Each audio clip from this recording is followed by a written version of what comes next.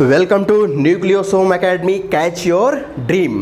तो अपनी ज़िंदगी में आप गोल ज़रूर रखें। क्या अपनी ज़िंदगी में आप गोल ज़रूर रखें, वरना आप गोल हो जाएंगे। क्या हो जाएंगे?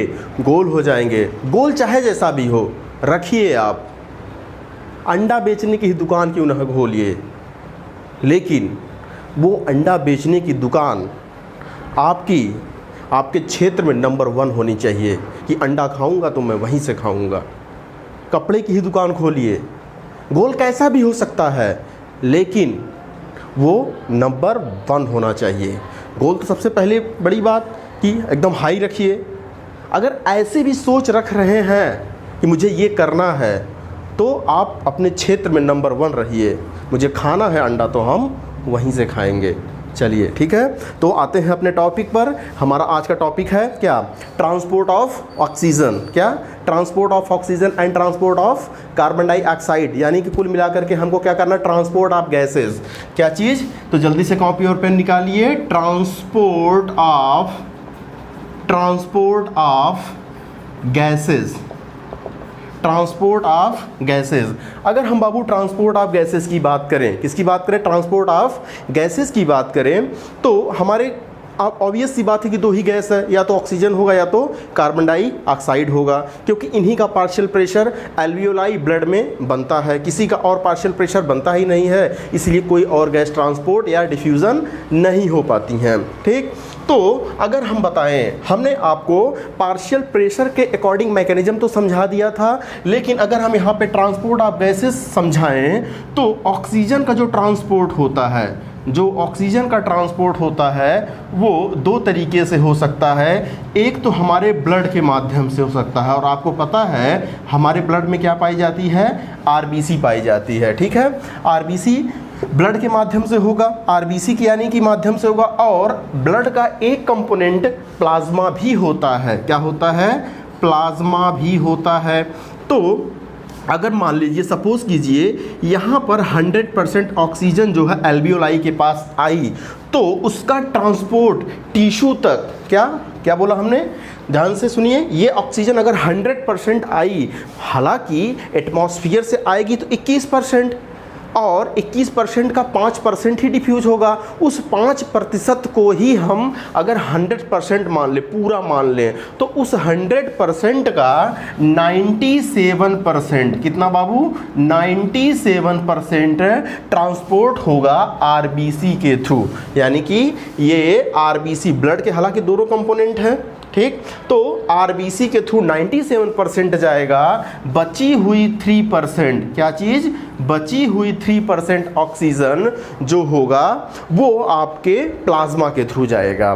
ठीक, यानी कि आरबीसी से 97%, प्लाज्मा से 3% जाएगा। ये परसेंटेज याद रखिएगा। अभी हम इसको पूरा और मैकेनिज्म अच्छे से समझाते हैं आपको। अब अगर हम बात करें कार्बन डाइऑक्साइड का, क्या? Carbon dioxide. अब बताइए, कार्बन डाइऑक्साइड कहाँ से मूव करता है? हमारे टिश्यू से एल्वियोलाई की तरफ मूव करता है।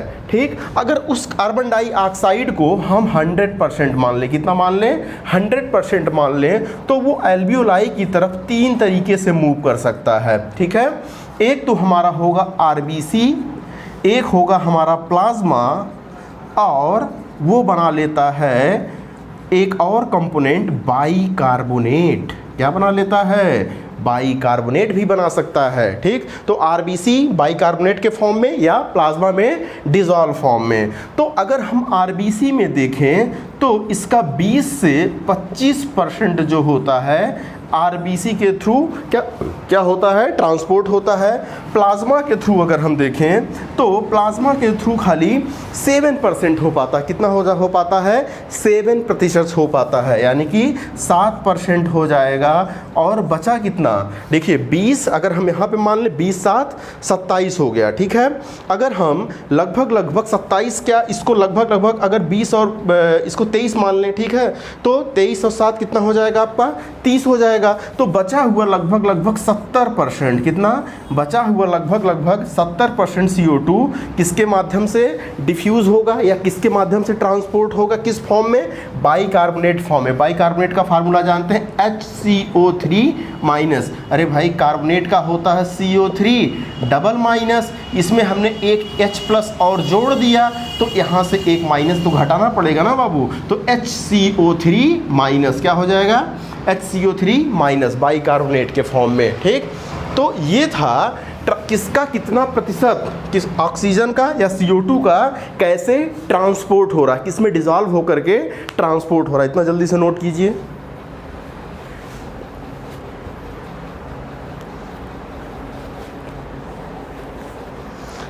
चलिए अब इसमें हम सबसे पहले देखते हैं ट्रांसपोर्ट ऑफ ऑक्सीजन। किसका ट्रांसपोर्ट देखेंगे, ट्रांसपोर्ट ऑफ ऑक्सीजन का। ट्रांसपोर्ट ऑफ गैसेस में भी ट्रांसपोर्ट ऑफ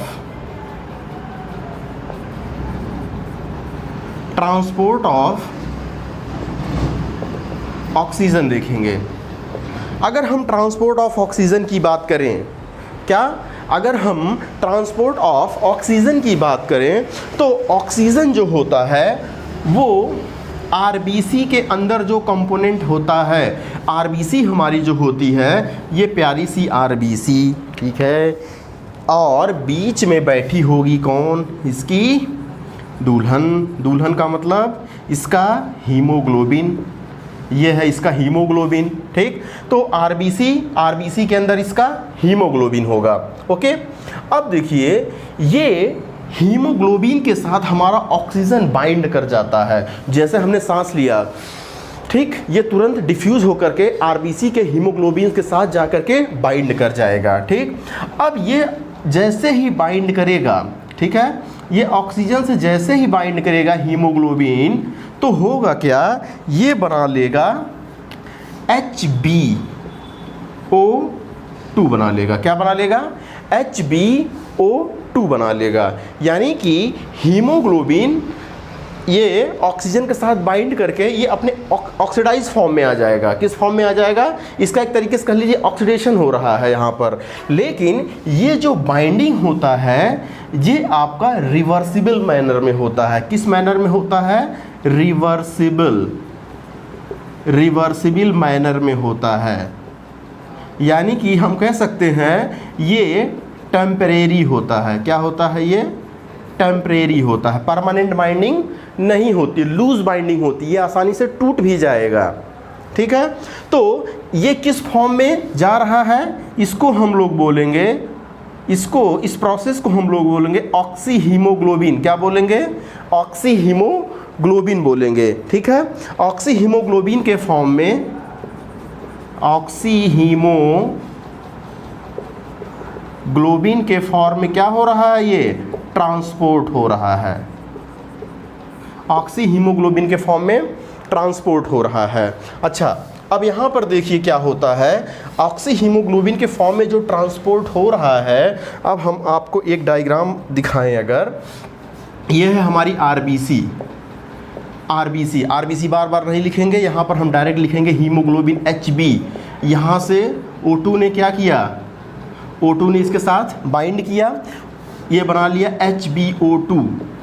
क्या बना लिया, ये HbO2। ठीक है, HbO2 बनाने के बाद और इस प्रोसेस को क्या नाम हमने दिया, ऑक्सी हीमोग्लोबिन के फॉर्म में, ऑक्सी हीमोग्लोबिन। ठीक है, ऑक्सी हीमोग्लोबिन के फॉर्म में ट्रांसपोर्ट हो रहा है। फिर ये जा करके यहाँ तक तो ये बाइंडिंग जो है ब्लड कैपिलरीज में हो गई। ठीक है, ब्लड कैप जैसे ही टिश्यू के पास जाएगा ये फिर से Hb+O2 में टूट जाएगा। हमने कहा था ना रिवर्सिबल मैनर में होता है, यानी कि Hb और O2 में टूटने के बाद O2 तो फिर से कंज्यूम हो जाएगा। क्या हो जाएगा, ये सेल के द्वारा कंज्यूम हो जाएगा और हीमोग्लोबिन फिर से वापस आ जाएगा नए नए ऑक्सीजन को ट्रैप करने के लिए, नए नए ऑक्सीजन को पकड़ने के लिए। तो हम कह सकते हैं यहाँ पर कि Hb+O2 जो आपका HbO2 बन रहा है वो रिवर्सिबल, ऐसे हम दिखा सकते हैं, ठीक है, रिवर्सिबल मैनर में हो रहा ऑक्सी हीमोग्लोबिन के फॉर्म में, ठीक। अब एक इंटरेस्टिंग आपको बात बताएं, क्या बताएं, एक हीमोग्लोबिन जो मॉलिक्यूल होता है, हीमोग्लोबिन जो मॉलिक्यूल होता है, ये देखिए जो हीमोग्लोबिन मॉलिक्यूल होता है इसके दो कंपोनेंट होते हैं, एक हीम वाला पार्ट होता है और एक ग्लोबिन वाला पार्ट होता है। ओके, हीम वाला पार्ट किसका बना होता है, मेटल का बना होता है। मेटल में कौन सा मेटल, आयरन, वो भी आयरन जो होता है Fe++ के फॉर्म में, और Fe++ को हम बोलते हैं फेरस फॉर्म। कौन सा फॉर्म बोलते हैं, फेरस फॉर्म। और Fe++ को क्या बोलते हैं हम लोग, फेरिक फॉर्म बोलते हैं। क्या बोलते हैं इसको, फेरिक फॉर्म में बोलते हैं। तो आपसे क्वेश्चन ये भी पूछा जा सकता है कि हमारे आरबीसी में क्या चीज़, हमारे आरबीसी में यानी कि हीमोग्लोबिन में आयरन किस फॉर्म में होता है। पहले तो वो मेटल पूछ लेगा, कौन सा मेटल पाया जाता है, तो आयरन होता है। अब अगर उसको थोड़ा सा क्वेश्चन को कॉम्प्लेक्स करना होगा तो वो आयरन में भी पूछ लेगा कि ये फेरस फॉर्म में पाया जाता है कि फेरिक फॉर्म में पाया जाता है, तो वो फेरस फॉर्म में पाया जाता है, यानी कि Fe++2+ चार्ज के फॉर्म में पाया जाता है। और यहाँ पर अगर हम ग्लोबिन की बात करें तो ग्लोबिन जो होती है वो प्रोटीन नेचर की होती है, यानी कि प्रोटीन होते हैं। अब देखिए प्रोटीन के भी 4 चेन होते हैं, कितने चेन होते हैं, 4 चेन होते हैं, जिनमें 2 अल्फा चेन बोला जाता है और 2 को बीटा चेन बोला जाता है। तो इस तरीके से हमारा हीमोग्लोबिन, ठीक है, हीमोग्लोबिन हीम और ग्लोबिन का बना होता है। हीम में आयरन फेरस फॉर्म में होता है और ग्लोबिन में प्रोटीन होता है, और इसमें 4 प्रोटीन होते हैं, यानी कि कह लीजिए 4 बड़ी बड़ी लंबी लंबी प्रोटीन होते हैं, रस्सियाँ होती हैं, ठीक है। रस्सी इन द सेंस की मतलब प्रोटीन, पॉलीपेप्टाइड चेन, 2 अल्फा और 2 बीटा, 2 + 2 4 हो गया, तो 4 ग्लोबिन प्रोटीन होता है, ठीक। अच्छा, हम यहाँ पर थोड़ी देर के लिए ग्लोबिन प्रोटीन की अगर हम बात ना करें, खाली हम किसकी बात करें, अगर हीम की बात करें, किसकी, हीम की बात करें, तो हीम में खाली आयरन ही नहीं होता, इसके साथ साथ क्या होता है, पायरॉल रिंग भी होते हैं। क्या होते हैं, पायरॉल, ठीक है। देखिए पायरॉल रिंग क्या है, क्यों, ठीक, ये एक पायरॉल रिंग बना, नाइट्रोजन, कितना मज़ा आ रहा देखिए बनाने में, ये देखिए नाइट्रोजन, तीसरा हो गया, ये हो गया आपका चौथा, अल्टरनेट में डबल बॉन्ड, ये हो गया क्या, पायरॉल रिंग, इसको बोलते हैं पायरॉल, ठीक है, पायरॉल हो गया। ओके, अब ये बीच बीच में आपस में भी जुड़े होते हैं, बीच बीच में आपस में जुड़े होते हैं, अफसाना तेरा मेरा चटकारे वाला बीच बीच में। तो चलिए, ठीक हो गया, ये देखिए बीच बीच में आपस में ये जुड़े हैं। तो देखिए एक पायरॉल रिंग, ये दूसरा पायरॉल रिंग, तीसरा पायरॉल रिंग, और this one is the 4th pyrrole ring. 4 pyrrole ring होते हैं, और बीच में बाबू हम आपको बताएं आयरन जो होता है Fe, ये डबल+ फॉर्म में होता है, और यहाँ से सबकी बाइंडिंग होती है, ये देखिए, ठीक, कॉम्प्लेक्स कंपाउंड है ये एक तरीके का। अब देखिए क्या होता है, ये पूरा एक हीमोग्लोबिन का हीम वाला पार्ट है। कौन सा पार्ट है, हीम वाला पार्ट है, ग्लोबिन की तो छोड़ ही दीजिए। इसीलिए बोलते हैं हीमोग्लोबिन बहुत कॉम्प्लेक्स स्ट्रक्चर होता है, अपने क्वार्टरनरी फॉर्म में पाया जाता है। जब हम आपको बायोमॉलिक्यूल्स पढ़ाएंगे तो उसमें ये सब पूरा डिटेल में बताएंगे, ठीक है।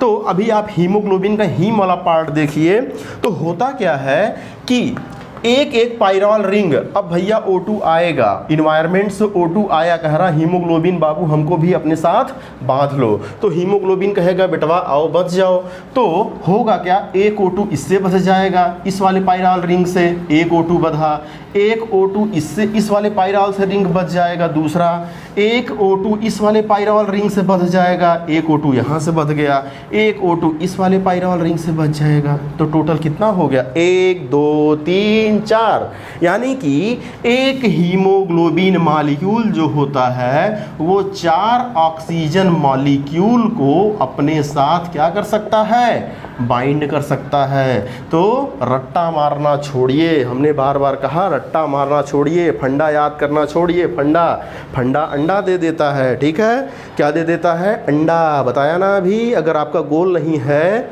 तो आप भी क्या हो जाएगा? अंडे जैसे हो जाएंगे, ठीक है, तो अंडा हो जाएगा, ठीक। तो अब देखिए, एक हीमोग्लोबिन 4 O2 मॉलिक्यूल को क्या करता है? कवर करता है। कैसे कवर करता है? देखिए कॉन्सेप्ट समझिए, 1 2 3 4, क्योंकि 4 ही इसके पास वैकेंसी होती है, तो 4 लोगों को बाइंड कर लेगा, ठीक। यही आपको रटा दिया जाता है, एक हीमोग्लोबिन 4 O2 मॉलिक्यूल को बाइंड कर सकता है। अच्छा, एक हीमोग्लोबिन 4 मॉलिक्यूल को तो बाइंड कर सकता है, लेकिन अगर हम देखें 100 ml ब्लड हमारा, क्या 100 ml ब्लड में 100 ml ब्लड, जरा हम यहाँ से 100 ml ब्लड निकाल के देखें, क्या ये इसमें कितना ml ऑक्सीजन होता है? तो इसमें 5 ml, क्या चीज़?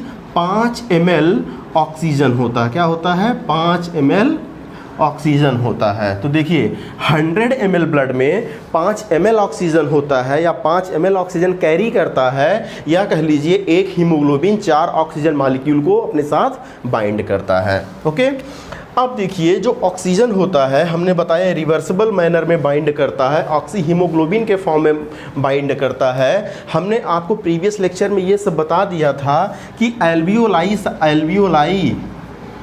एल्वियोलाई के साइट पर, ठीक है, ऑक्सीजन को बाइंड कराने के लिए कौन कौन से फैक्टर थे? सबसे पहले high partial pressure of O2 बहुत ज़्यादा था, आराम से बढ़ जाएगा। एल्वियोलाई के जहाँ पर एल्वियोलाई साइट है, पहली बार यहाँ पर जब हमने सांस लिया एल्वियोलाई में चला गया, यहाँ पर क्या था?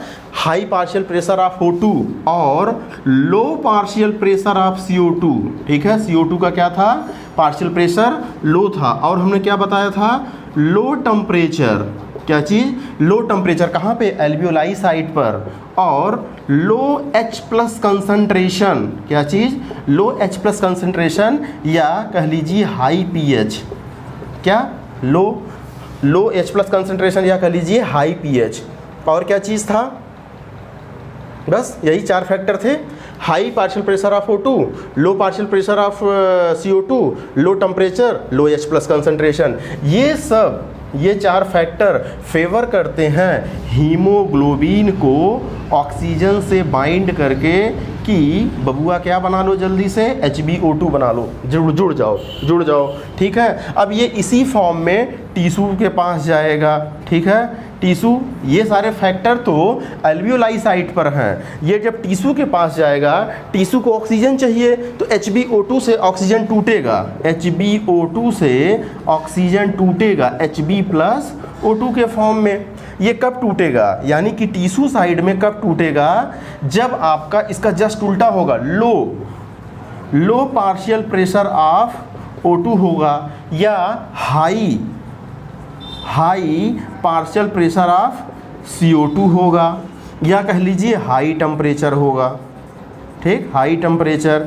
ये सब फेवर करेंगे आपके डिसोसिएशन को, किधर? टिश्यू साइड में, ठीक है। तो टिश्यू साइड में ये O2 कंज्यूम हो जाएगा, ये सारे फैक्टर ये काम करेंगे। तो और बचा हीमोग्लोबिन जो होता है आपका फिर से एल्वियोलाई के तक जाएगा नए ऑक्सीजन को पकड़ने के लिए, ठीक। तो ये आपका पूरा था, क्या? ऑक्सीजन का ट्रांसपोर्ट कैसे हो रहा है, ठीक है, ऑक्सीजन का ट्रांसपोर्ट हो कैसे रहा है। अब एक बहुत ही इम्पॉर्टेंट पॉइंट है कि पार्शियल प्रेशर अगर हम इसी तरीके से बढ़ाते रहें तो क्या ऑक्सीजन RBC के साथ बाइंड होता चला जाएगा, ठीक है।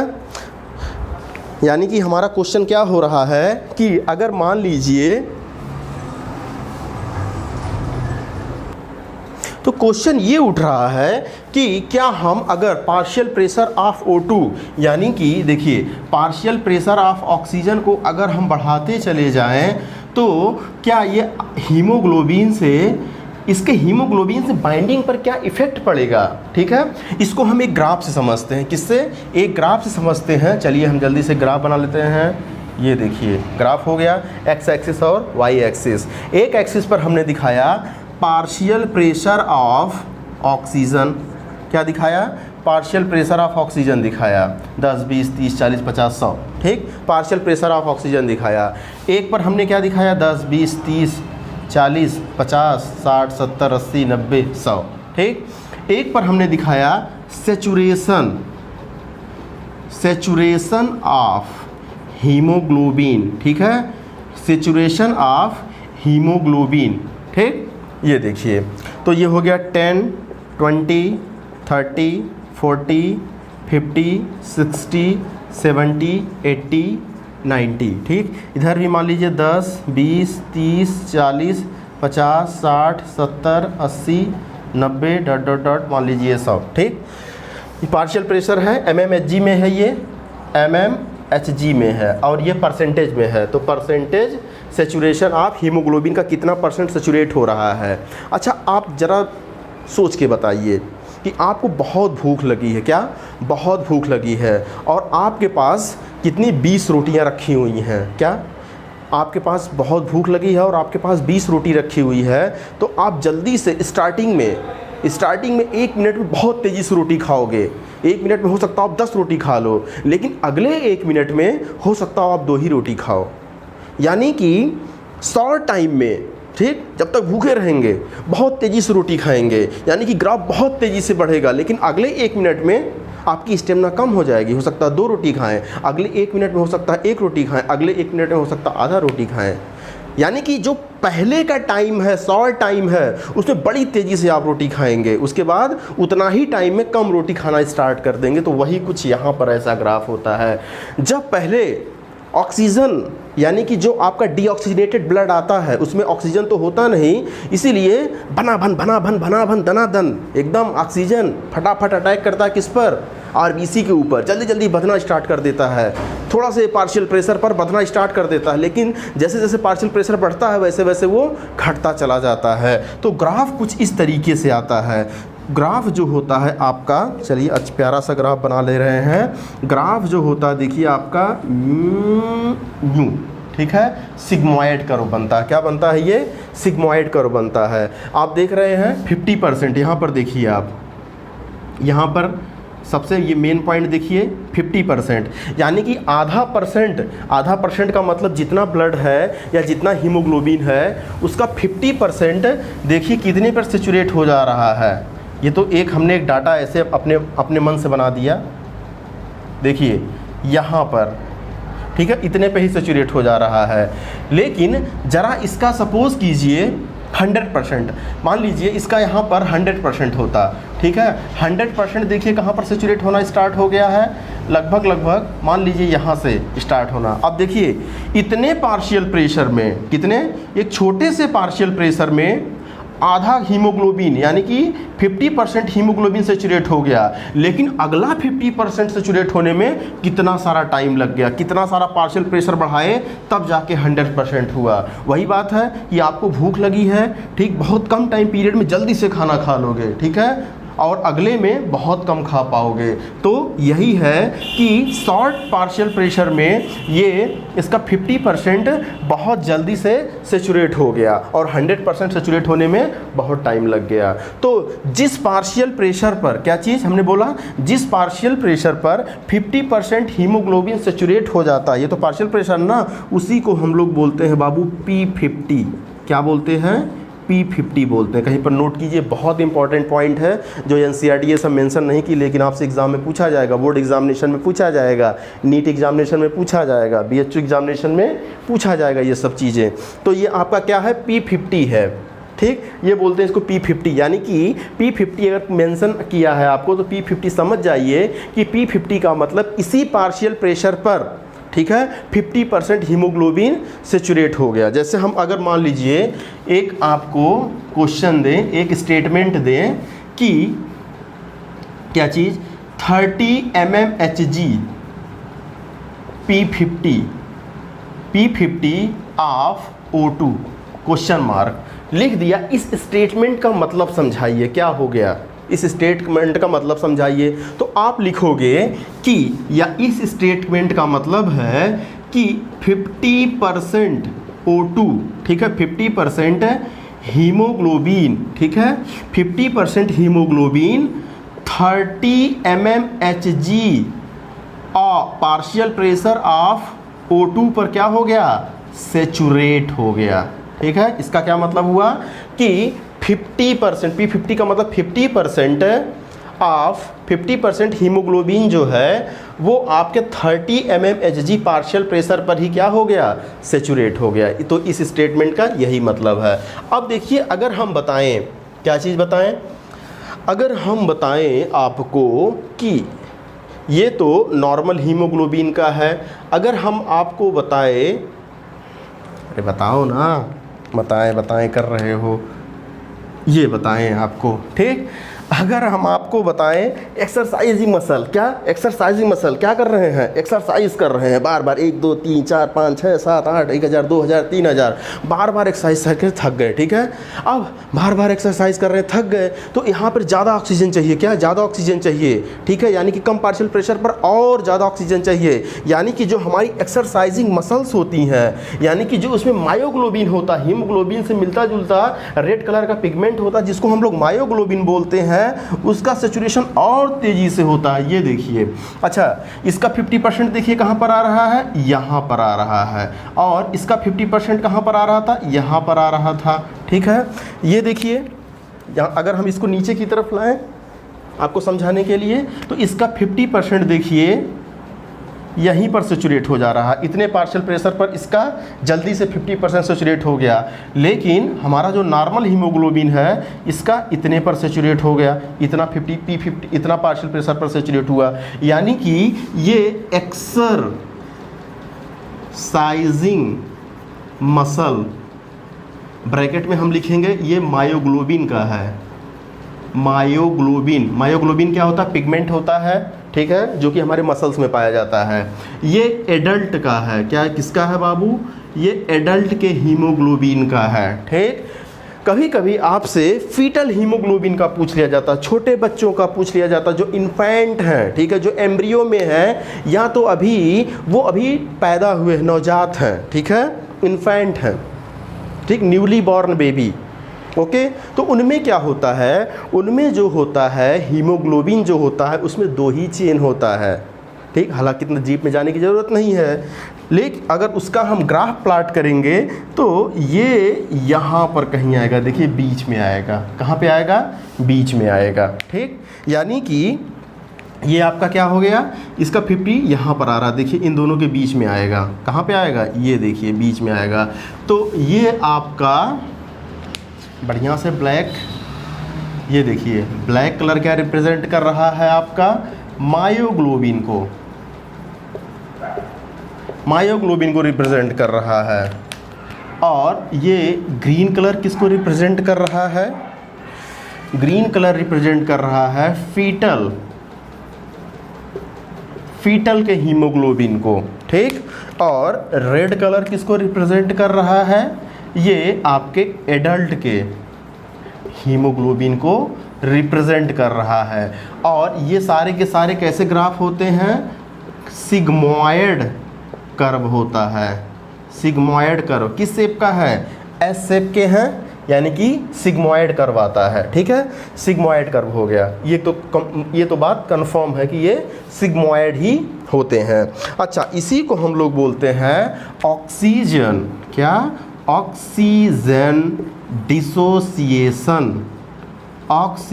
Dissociation curve. क्या बोलते हैं इसको, ऑक्सीजन डिसोसिएशन कर्व बोलते हैं। ठीक, इतना जल्दी से नोट कीजिए अच्छे से।